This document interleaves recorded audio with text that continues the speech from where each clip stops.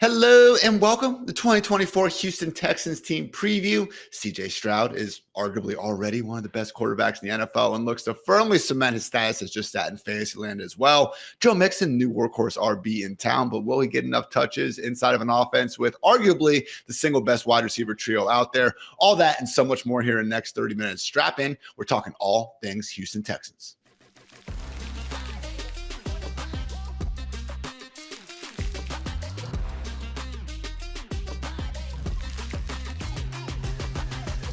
I'm your host, Ian Hartitz. Welcome again to another edition of the Fantasy Life Show. And joining me, as always, is Fantasy Life Director of Analytics, all-around baller, Dwain "The Rock" McFarland. And Dwain, again, it's not that anyone doubts that CJ Stroud is an awesome QB, but when we're actively talking about him as a top 6 fantasy option, do you think that is fair, or maybe are we getting a bit too carried away in the offseason hype? I mean, it's hard to feel like we're getting carried away. I've been seeing him drop sometimes in the drafts that I've been doing, whereas people were a little more aggressive with him early in the offseason. But, man, I look at the surrounding talent, Ian. I look at what he did last year. I look at, the fact that he was the second pick overall. He was really good in college. And I just have a tendency to think this guy's really good. And I love the coordinator. I love the scheme that he's in. Seriously, what is, if you were to nitpick CJ Stroud, what's the thing that's really against him this year? What's the thing other than, well, what if last year was a fluke? We only have one. That's the only thing I can think of. But then when I look at his career, I'm like, well, he was good and really good in college too. So he just kind of kept on doing what he had been doing. The only two things I could say, first of all, I mentioned in our Buccaneers preview how Baker Mayfield had the largest difference between turnover-worthy plays and actual turnovers. After him, it was Geno Smith, Mac Jones, and then CJ Stroud. So maybe did run a little bit hot in terms of, defenders not always actually going out there and converting some of his, rare bad throws into actual turnovers. But for me, man, it just comes down to the fantasy side of things where we have seen this archetype before in terms of, the Rodgers, the Staffords, the Bradys. Yeah, it can be fantastic when they throw for 4,500 plus yards, 40 touchdowns, which I get is in Stroud's potential range of outcomes. But man, Dwain, going ahead of Anthony Richardson, going ahead of Kyler Murray, going ahead of the guys that we know are legit cheat codes in America's favorite pastime known as fantasy football. That's where I draw the line. I mean, him and Patrick Mahomes are the only QBs right now going inside the top 80 picks who didn't rack up at least 28% of their fantasy production on the ground. So again, it's not that I'm overly doubting Stroud, but he needs to be Mahomes level good in year 2 in order to meet this current valuation. Yeah. And I mean, I think that's all fair. If you want to put him in a bucket, you're tiering him probably with Joe Burrow, Dak Prescott, and Brock Purdy, maybe Jordan Love. Top of it. Yeah. I put him at the top of it. But to your point, you're right. We have talked about these quarterbacks that win via pocket passing. And the number one way they come through with a major boom year is touchdowns per attempt, right? They have a big touchdown year. Last year, I will say 4.6%, right around slightly above the league average, which is 4.2, 4.3% over the last 3 years. But I will say with these weapons, adding Stefon Diggs, Nico Collins obviously just got his contract extension. We saw him break out in a big way. And then Tank Dell last season, we didn't get the full experience of Tank Dell. It's going to be really, and then we haven't talked about Dalton Schultz. He's not great. We know this. You hate the Schultz family, Ian. You're on the record with that. But still, a solid fourth weapon. I definitely think the upside is there. I'm with you. I think you should take Anthony Richardson over him. But after that, I think you're now into that tier we just talked about. So at the end of the day, we got him going 2 picks after Mahomes, and that's what you're hoping he is. Is he arbitrage Patrick Mahomes? Especially if you're getting him in a draft where he falls a round to 2 rounds later, which sometimes happens. Throw out ADP, throw out stacks. Who do you think scores more fantasy points this year, CJ Stroud or Kyler Murray? I'm going to go with Stroud. And the main reason is Kyler is he's struggled to stay on the field. If you can guarantee me that he's 100% accurate, and I know we can't predict injuries, but I also don't think that means that, we just could automatically assume they're going to play all the games. It's the truth is somewhere in between, people that want to be like, oh, well, he's only going to play 8 games. And then other people, oh no, you got to project him for 17. I take, with all these quarterbacks, essentially I project them for I take 1 game to 1.5 games off their projections. So I think if you told me Kyler was going to be fully healthy, Ian, I would go with Kyler. But I think we have a long enough injury track record there that I would go with Stroud over Kyler by a smidge. It's close. I just tend to continue to think Kyler is one of the best values at the quarterback. I agree with that. But now ask me ceiling. If everything goes right, ceiling, it's Kyler. Yeah. How many quarterbacks could rush for 750 yards and throw for 4250? Like Kyler's on the short list, man. Right. No, I'm with you. And again, that doesn't necessarily mean Stroud himself is mispriced, even though, Kyler is a value. But I do look at Stroud last year and it's like, all right, he was awesome. Again, average over 8 yards per attempt. I mean, pick whatever stat you want. Passer rating, he was 6. One of the league's best quarterbacks. Will Stefon Diggs' presence alone really help elevate that? Year 2 in the system is going to help too. But I'm just saying, man, he did score fewer fantasy points per game last year than Jordan Love, than Kirk Cousins, and Brock Purdy. And now we got to pay a heavy premium on Stroud ahead of those guys. So, look, I understand that when we're in some of these drafts, stacking is, very helpful. But I will say, Dwain, like if I make it into round 5 or so and I just didn't manage to get a Nico, a Diggs, or a Tank Dell, which, hey, maybe that's my fault. Maybe I should have gone out of my way to get those guys. I don't see myself going out of my way for Stroud in standard 4-point passing touchdown leagues. Now, if you start giving us 5 or 6 points for a passing touchdown, completely different story. But just for your money's worth, again, if you are using an early round pick on a quarterback, has it usually been Stroud? Because for me, I'm taking Mahomes and Richardson over him a lot. Yeah, I don't put him I have him below those guys. So yeah, I'm with you. I think Stroud's the guy that you got to wait a little bit on. Actually, I think I still have Stroud one spot ahead of Richardson, but I haven't done my quarterback tiers yet. I'm going to move Richardson ahead. Again, Stroud, once I make that change, it'll put him in the same tier with Burrow, Prescott, those guys. So yeah, I'm not forcing it, to your point. In home leagues though, I don't mind having Stroud unstacked, with those other guys.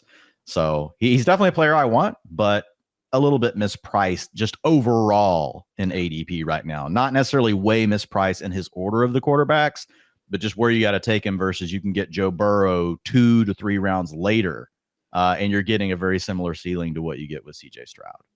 I've said a lot where I think if fantasy points were renamed to impact points, quote unquote, real football media would have a much easier time interpreting it. The 2 holes that we have in fantasy football in terms of, again, just ranking how good players actually are out there on the gridiron, receiving running backs, getting a full, PPR point just for catching the ball does tend to really inflate some of their numbers. And then although receiving backs, better EPA, Ian, like it's shown, EPA, their impact on the game is higher. So even with that one, you could say there's gridiron relevance. But I know where you're going with the next one, so go ahead. And rushing QBs, but you know what? Some of these rushing quarterbacks, I push back against, some of the narratives against them because, you see the impact that guys like Hurts, Lamar, and Fields have on their offense's run game, and that honestly is seldom, put into the sort of. And Kevin Cole's researched that one too, and shown how like the EPA impact that can have on them picking up third downs, rushing the ball. That gives the team another dimension to their game on like a 3rd and 4, 3rd and 5. So don't want to misquote any of Kevin's work. So he's way smarter than me. You guys just go check that out for yourself. Freaking love Kevin Cole, one of the smarter guys in the industry. Make sure you subscribe to his Unexpected Points newsletter and pod. All right, Dwayne, I mentioned it before, but yes, Stefon Diggs is now inside this offense, forming one of, if not the single best wide receiver trios in the NFL.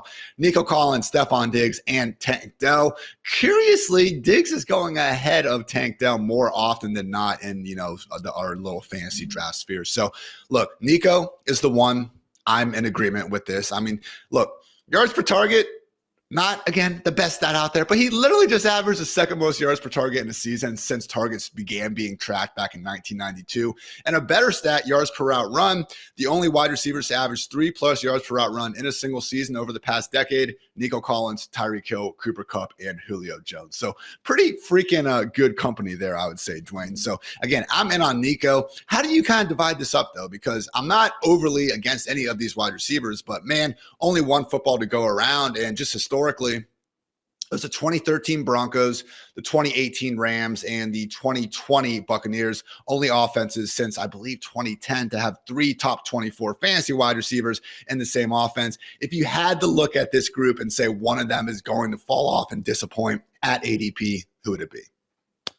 Man, I'm going to say that it's Diggs, but I'm not as down on Diggs as some other people, right? Nico goes the highest, so obviously there's some risk there, but they just paid him. They're going to play him at the X position in a 49er style offense. I do think one of these guys ends up being the odd man out as far as ADP goes, but I can't for sure tell you which one. I'm not going to sit here and act like it. I will say this. I would take Tank. I like Tank Dell over Stefon Diggs, even though Diggs, I don't think is deteriorating in the way that some people are projecting him to. I think a lot of that had to do with Buffalo's offense.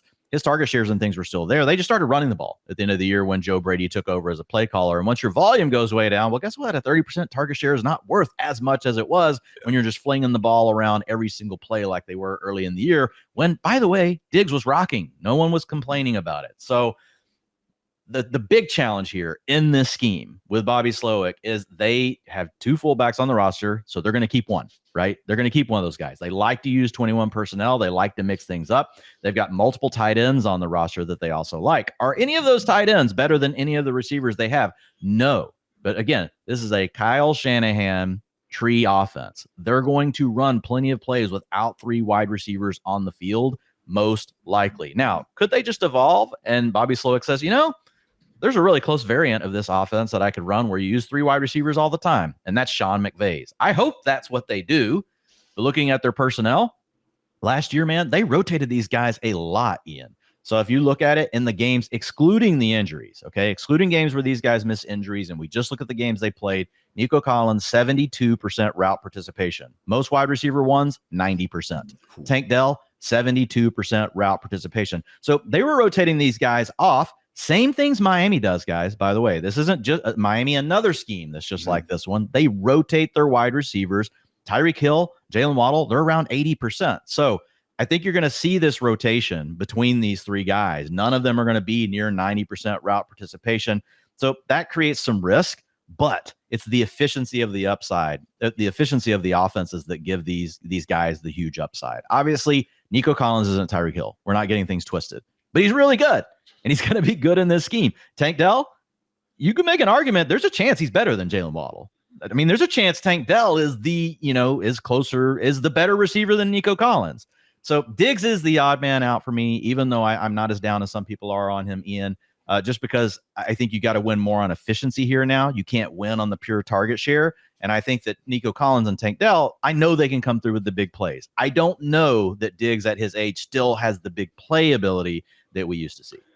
It will be really interesting to see how they rotate these wide receivers again. Because, I mean, look, again, the top 3 guys are the top 3 guys, but Noah Brown last year had 3 top 15 PPR finishes in relief. John Mechie's been getting a lot of offseason hype, former 2nd-round pick. Robert Woods did start in this offense last year. He's still technically on the roster. And Dwain, you said 2 fullbacks. You could even argue 3 after they added McVay's former wide receiver / fullback Bennett Skowronek in the offseason. So we'll see what goes on there. Wouldn't be surprised if we get some mildly. If we ever have to mention Ben Skowronek around this offense in the season, things went really wrong. I'm just saying, I think we're going to be sitting here on Sunday night going like, man, did they really have to give Skowronek, 12 snaps out here? So no, he's not going to take any one important job, but man. So final point here is just, again, pay attention to the ADPs. For me, this is what really makes Tank Dell the best, and the guy I've been targeting most out of this group so far. Dwain, on ESPN right now, Stefon Diggs is going ahead of Nico Collins. Pick 33 for Diggs, pick 36 for Collins, pick 67 for Tank Dell. So, hey guys. Yahoo as well. Same difference on Yahoo. Yep. 30 pick difference on both of these sites. I wrote about this yesterday. I put out an article for playmakers that I'm targeting in every draft because I think they're being drafted closer to their floor than their ceiling just because of how dynamic they are, even if they're in a lesser role. Tank Dell was one of the top names on the list. This dude averaged 18.9 fantasy points per game in the games last year where he was at least out there for 50% of the routes. So I think he's going to be over that. I can't tell you he's going to be an 85, 90% guy, but I think he's probably going to at least be 65, 70%. Great stuff. And you have been on a roll with your articles lately. I applaud you, as I'm sure our listeners and readers do as well. But yeah, guys, again, I'm just looking at our FantasyLife.com, ADP tool, and I'm not saying you have to be, a slave to ADP or anything like that. But when you look across a board like this, and we have ESPN and Yahoo, and then you have Underdog, NFFC, FFPC, excuse me. Yep. Like when you have that going on and you see the sites where people are actively investing a lot of money in versus ESPN and Yahoo, where it's a lot more casual mock drafts. Not that there's anything wrong with that, but yeah, maybe when you see, again, Tank Dell going so much closer to these top 2 insights where, again, a lot more money is being put down, should definitely be paying attention to that. So yeah, guys, 7 games where both Nico and Tank Dell played at least 50% of the snaps last year. 52 targets for Nico and 52 targets for Tank Dell as well. Funny how that works. So Dwayne, Diggs not the only newbie in this Houston Texans offense. Joe Mixon is the new RB1 in town. While he was originally traded for just a 7th-round pick, he actually then got a contract extension, 3 years, $27 million. That includes $13 million guaranteed, more than guys like Josh Jacobs, Tony Pollard, and Derrick Henry managed on the open market. So the only running back in fantasy football to post a top 12 finish in each of the past 3 seasons on a per-game basis, minimum 8 games played. Look, Mixon doesn't have great efficiency, but he didn't have it last year. Neither did Kamara, Etienne, Saquon, Rachaad White. They all still finished as top 12 running backs because of that sweet, sweet volume. Do you think Mixon gets enough of it to, again, be a top 12 running back in 2024? Yeah, I think he does. Obviously, the efficiency has been really bad, but it's been that way for years. And as long as the coaches trust you, they keep putting you on the field. And I look at this depth chart, and I know sometimes you can think this looks like a trap, but this isn't Mike Davis, right? A guy that, gets projected into a role that's never had it. Mixon has actually already shown that a coaching staff will trust him across all phases of the game and keep him on the field. And Dameon Pierce, honestly, he just crapped the bed last year. Last year was his chance. And I think Dameon Pierce, we'll talk about him in a bit, is a still great late round pick as a handcuff type play. But Joe Mixon, man, I expect him to really dominate the touches early in the season. And I think Pierce would really have to force his way by playing way better to change that. And I don't think that we can count on that right now. The other thing, man, is this offensive line, Laramie Tunsil, dog. Okay. Titus Howard, dog. You got Shaq Mason, dog. Juice Scruggs, 23, 2nd-round pick, dog. And you got Kenyon Green, hasn't quite lived up to it, but has battled some injuries out of A&M. 22 in 2022, he was their 1st-round pick. So, man, they have invested heavily. This offense, honestly, is starting to look like the 49ers. They don't have the elite tight end like Kittle, but instead they've got the elite 3rd wide receiver. And so I think there's just going to be a lot of fantasy points to go around. And I think Joe Mixon is going to obviously be in the mix. This is a coordinator who's willing to run the ball, man. And I think they're going to have plenty of leads. I think Joe Mixon is going to be a smash where people are getting him in fantasy drafts, even though the efficiency makes you want to vomit. More of a round 3, round 4 guy, in ESPN and Yahoo right now. But you even see, in the NFFC and FFPC streets, he does actually slide down more to round 4, round 5 range. The disconnect between Mixon and guys like Jonathan Taylor and Saquon Barkley. Yeah, look, I'll take JT and Saquon on my real life team 100, times out of 100. I'm not saying Mixon's better than them. But again, when you start looking at it and you're like, well, all 3 are in really good offenses. All 3 will probably breeze past 300 touches. Like that 0.4 extra yards per carry going to JT and Saquon just doesn't necessarily add up to the giant golf that we have in their current ADPs. So yeah, guys, last year from weeks 9 through 18, Devin Singletary, 4th most touches among any player in the NFL, was the RB8 in expected PPR points. So Mixon, I really think is still kind of being held down in ADP, almost more so because of everything going on last year off the field, because we do see that happen a lot. Certainly looking like one of the better mid-round values. And I'm happy you brought up Mike Davis, Dwayne.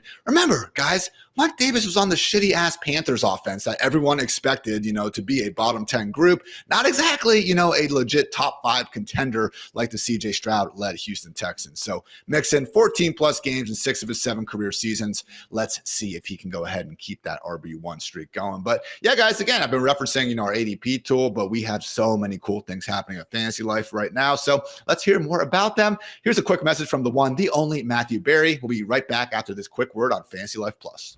When I started Fantasy Life, I had one mission in mind, really just one: fantasy football and sports betting for all.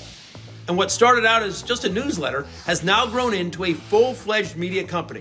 And here I am to tell you we're ready to evolve yet again. I'm introducing Fantasy Life Plus.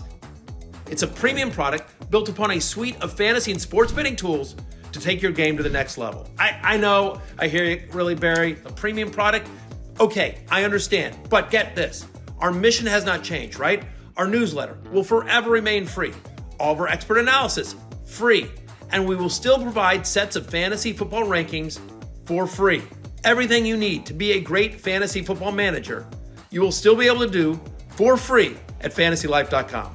But hey, if you really want to level up, then Fantasy Life Plus is for you. Fantasy Life Plus will introduce new tools like our Draft Champion, customizable rankings, site-wide league sync integration, player prop models, game models, DFS pick'em builders, and so much more. Seriously, just check it out. Go to FantasyLife.com to learn more. And as always, may your trades never be vetoed, may your flex plays always work out, and may your Monday Night Miracles always come through. All right, Dwayne, you mentioned before how much you love the scheme in Houston. And yeah, guess what? OC Wonder Kid, had a lot of interest in the head coaching market, but he's back. Bobby Slowick, second season here in Houston. So look, the results speak for themselves last year, but I will say, man, 8 of 17 games featuring Stroud throwing 30 or fewer times. Not ideal, but offensive line, did go ahead and draft, again, Notre Dame offensive lineman Blake Fister in round 2, returned 3 of 5 starters otherwise. Do you think the addition of Diggs, the boost arguably up front, and just, again, natural year 2 progression in the system will lead to Stroud, vying more so for one of the league's higher pass attempt totals? I mean, we'll see.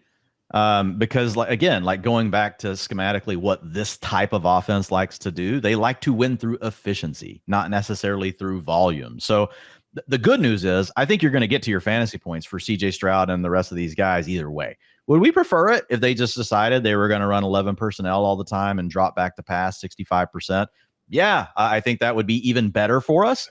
But I think there's still going to be plenty of meat on the bone because with Slowick, he doesn't rank towards the top and punching any of the cheat code buttons, but he ranks above the league average in all of them, whether we're talking about play action passing, whether we're talking about motion, also talking about when you do have the wide receivers rotating. The downside is they come off the field. The upside is whenever you're in 2 wide receiver sets versus 3 wide receiver sets, you're more likely to get targeted as a wide receiver. So it's funny, some of these things have a way to get balanced out that we get overly hung up on in fantasy football. So even though you're out there and maybe a little bit less, you could still technically score just as many fantasy points. And I think he knows how to dial up all those plays. So when I look at it, I think overall it's a scheme that's advantageous to the quarterbacks, to the players. He likes to put them all in mismatched situations. He doesn't run a stagnant offense, even though he could. He could just line up with the guys he has and be like, hey, guys, we're just going to run all the route concepts you're used to seeing, and you're just not going to be able to cover them. Pulling Eagles. Yeah. But instead, he's like, we're going to do that, and we're still going to do the motion, and we're still going to use the play action and all those other things. So I think it's a great environment, for fantasy players. Obviously, the main ingredient is the players. You have the good players, but then to have a mind like Slowick going along with it, you don't always get that.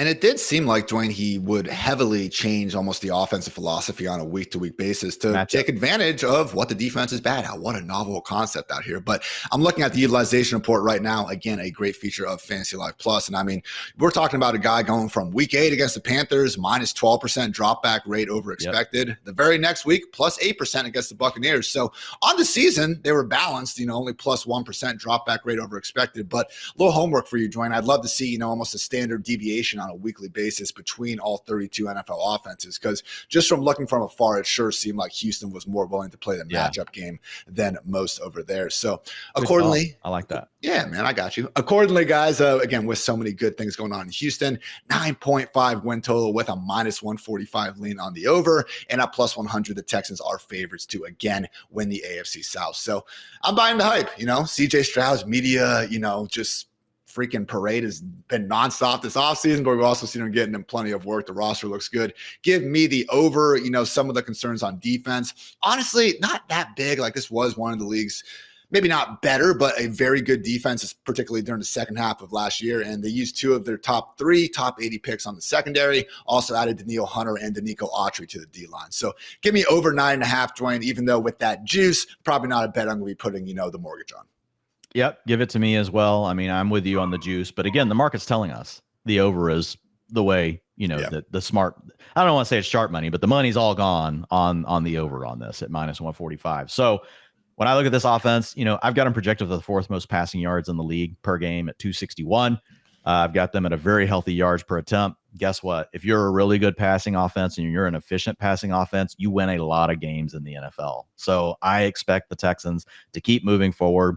The trapdoor, floor, situation here is that if for some reason CJ Stroud was a fraud last year, and I don't see it. I don't see it. I think he's surrounded with too many good players, and we have seen not for Brock Purdy to catch strays, but we've seen quarterbacks that don't even have the pedigree, that we see with Stroud get propped up by a scheme like this. Another one, Tua. Yeah. Look how much Tua went up once he got the playmakers around him and got to play in this scheme. I think it is the kind of scheme that you get to play in that really any quarterback is going to be better. It's a question of how much better. So I'm not that worried about it with Stroud. I think that's the main reason that this line is not higher, is quarterback play is so important. And there's still that slight chance that maybe CJ Stroud isn't good. But in this scheme, I think it's going to be really hard for CJ Stroud to fail, even if he did regress in year 2. Dwain and Ian, both on a Houston Texans team that, again, was fantastic last year. Almost tough to remember that they had gone, 3 straight seasons with 4 or fewer wins before 2023. So great time to be a Texans fan. And it's a great time to go on over to DraftKings Sportsbook. That's right, our favorite partner out there. All new customers who bet just $5 will get $150 in bonus bets instantly. All you got to do is download the DraftKings app now and sign up using our promo code FantasyLife. And yeah, guys, whether it's MLB, whether it's this upcoming UFC fight night, loads of possibility. But hey, if sports betting is not yet available in your state, not to worry. DraftKings is the one-stop shop for all things daily fantasy, where you can join in on all the fun and have the shot to win cash prizes. So again, download the DraftKings Sportsbook app now. New customers use our promo code FantasyLife and bet just $5 on any wager and get $150 in bonus bets back instantly. That's promo code FantasyLife only at DraftKings Sportsbook. The crown is yours. Dwain, you mentioned briefly earlier my hatred for Dalton Schultz and his entire family. And while that's not true, I did go on freaking every podcast last year and shout to anyone who was listening that he would be a bust. So tight end 11 in PPR points per game on the season. That was more than fine with where he was being drafted. And honestly, he had 5 top 6 half PPR performances. That was tied for 5th, only behind Laporta, Kittle, Kelsey, and Hawkinson. So the dude gave us our booms, made me look like an idiot. I did not strongly enough consider the possibility that CJ Stroud was going to be a baller, which maybe I should have, since I live in freaking Columbus, Ohio, and watched every single college snap he took. So I was wrong, Dwain, but new year, new me, new Dalton Schultz. He certainly got a lot more money after signing that 3-year, $36 million extension. The concern is we got Nico, we got Tank, we got Diggs. Yeah. Are there going to be enough targets around for Schultz to meet a reasonable ADP, typically priced as a tight end 13, depending on your site? I think it's going to be tricky. I'll give Schultz credit. If you look at last year, the 167 routes that, it was 154 routes where he was on the field with Nico Collins and Tank Dell. Those two guys had 24% target shares, and he had a 20%. That's pretty healthy for whenever you're having to compete with those two players. The challenge is you also had moments last year where those guys were rotating off and not out there together. Well, now most likely when that happens, instead of the replacement player being Robert Woods, John Mechie, it's going to be Stefon Diggs, or it's going to be Diggs with Tank Dell being the replacement player. I don't think that necessarily bodes really well for Dalton Schultz. I think he's definitely 4th in the pecking order. There's going to be some efficiency with this offense that's going to help him out, but he's not really a big play guy, Ian. So now I will say Dalton Schultz had a chance to score more fantasy points than he did last year. Drops are not sticky, but he had some big drops. He had some touchdowns that he dropped. He had a massive drop in the playoffs, right? That was just huge for the Texans. So he's a guy that can easily get lost in coverage with all of these other guys, and defenses believe me, they are prioritizing these other 3 dudes. Yeah. And CJ Stroud does seem to be smart enough to understand that, and he is willing to go to Schultz, and I think those target shares show it. So when I look at it, I think high-end tight end too, you're going to have plenty of disappointing weeks, but I think you're still going to get some really big spikes as well from Schultz along the way. Tough to rank him ahead of, similarly priced ADP guys like Jake Ferguson, Brock Bowers, David Njoku, Dallas Goedert, because of their target ceilings and offenses that, again, don't have 3 wide receivers that's freaking good. But after that top 12, man, Dalton Schultz and Pat Freiermuth, I think, are your next best options. Really does seem to be a big drop-off. And they're like polar opposites. Do you want to take somebody on an offense that I've got projected for the least passing yards without a lot of competition? Or do you want to take the player that might be the 4th guy on his team, but might lead the league in passing yards? These are the fun decisions we get to make in fantasy football. Final note, I can't quit Brevin Jordan in Dynasty, man. One of only 3 tight ends to hit at least 20 miles per hour last season. The man's still young. Tune back into the Brevin Jordan season here in about 2026. He was good last year. 2027. So final note, Dwain, you mentioned it quickly, but Dameon Pierce, someone who did get to start the first 7 games, but my God, he was terrible. Minus 1.4 yards per carry drop off from what we saw as a rookie. He was next gen stats, 3rd least efficient running back in terms of rushing yards over expected. So he did have a cool kick return touchdown late. So you Scott Fishbowl fanatics, keep that in mind, in the final rounds of your drafts. But are you buying into Pierce as a handcuff late? Because as much as, hey, he is pretty much free, I don't think he would be getting the same role that Mixon or even Singletary had last year. Maybe more of, this top 20, top 24 option if Mixon goes down versus, someone like a Tajay Spears, for example, who might actively be a top 12 guy. I mean, I don't know. Like it's pretty gross behind him unless Jahar Jordan is something that, we just don't, aren't comprehending how good he is. He was a 6th-round pick. So, and there's still a chance like he could be like a 65% guy, of the snaps if something did happen with Mixon. And if that happened, just based on the offense and the offensive line alone, I think it could be good. I know there's been some concerns that he doesn't run well in the zone scheme and that's been an issue for him. And maybe that's true, but it's a really small sample right now. And whenever I've researched that data, it's not been something that's necessarily been sticky historically year over year for players. Now, some of that comes down to sample size. I mean, I had enough carries in different zone situations, but for me, it's hard for me to declare that we know for sure that Dameon Pierce just can't run behind, these zone blocking schemes. I think that might be a tad premature. It could end up being true. But I just want to put out there that, that's not always the stickiest stuff year over year.